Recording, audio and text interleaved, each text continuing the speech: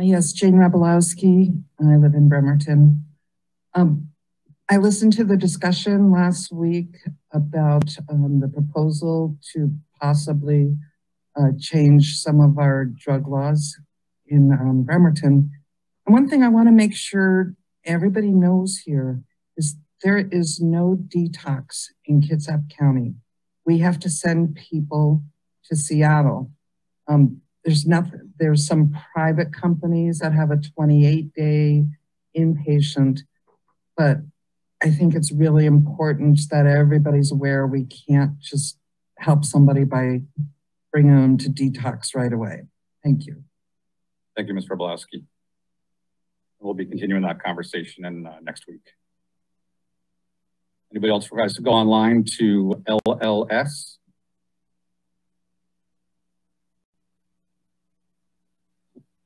Hi, sorry, I don't know why it says LLS. My name is Sarah Borden. I am the owner of Ride or Die Salon here in Bremerton. Hello? Oh, yes, we can hear you. No. Oh, sorry. Yeah, so I had just, I had heard that my name had got brought up, and I just kind of wanted to clarify that, you know, part of my story is I've been clean for 7 years. I did spend 3 years in prison, and I did clean up my life while I was in there. And I just wanted to say that, you know, it wasn't really prison that got me clean. I had actually suffered a miscarriage while in prison, and it kind of made me have a turn point of my life. And so I think I was sent an ordinance on the drug issues that are happening in Bremerton. And it's just in my heart that I don't believe that incarceration is the, you know, primary solution to possession charges. And so that's just all I really wanted to share. And if anybody had any questions about me or my story, I would be more than happy to answer them. No, thank you so much for that comment. And anytime, feel free to email the City Council email address with more information or testimony. Much appreciated. Thank you. All right, for next council reports, and since this is the last council meeting of the month, we'll start with District 7, Councilmember Eric Younger. Yeah, I'd just like to talk a little bit about the proposed ordinance on making open use in public a misdemeanor with the option of diversion to drug treatment. And I encourage everyone to go to the council meeting when we hopefully read this ordinance, but also write in your comments so we can review them during the study session. I think it's important to, if you haven't already, to actually read what's in the proposed ordinance.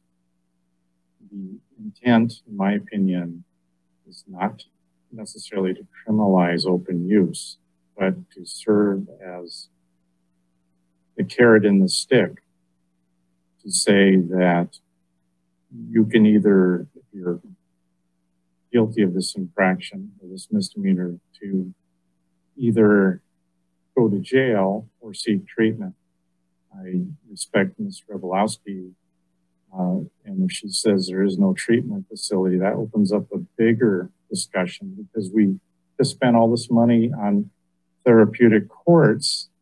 And this is interesting to me that I would like to hear what the court system is doing with the therapeutic support. If there's, so unfortunately, maybe I can talk to you right after the meeting, Ms. Rabolowski. But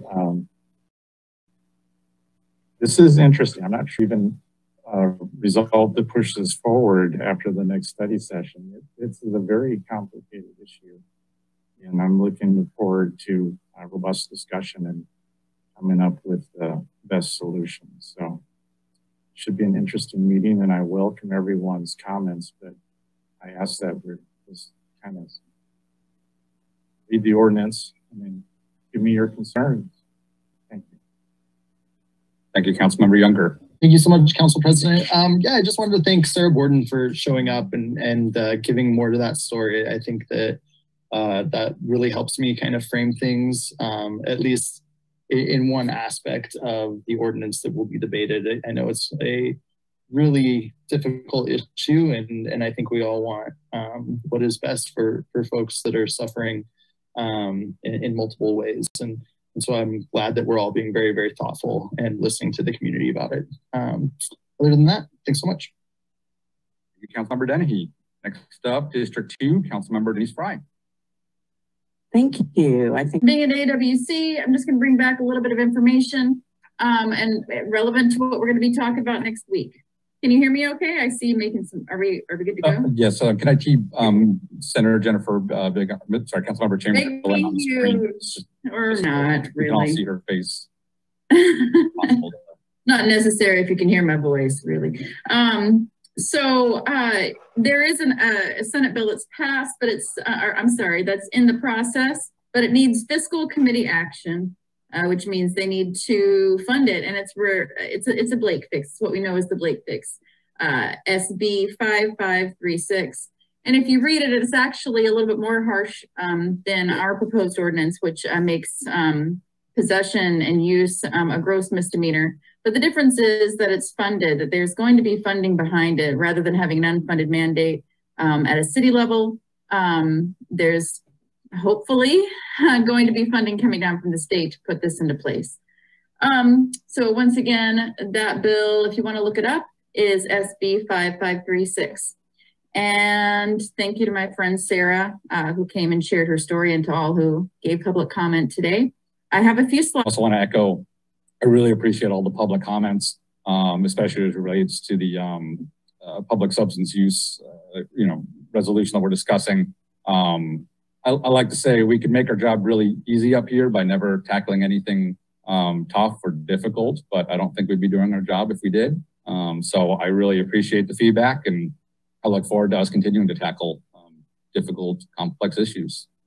And I think we have the slide for the Charleston district.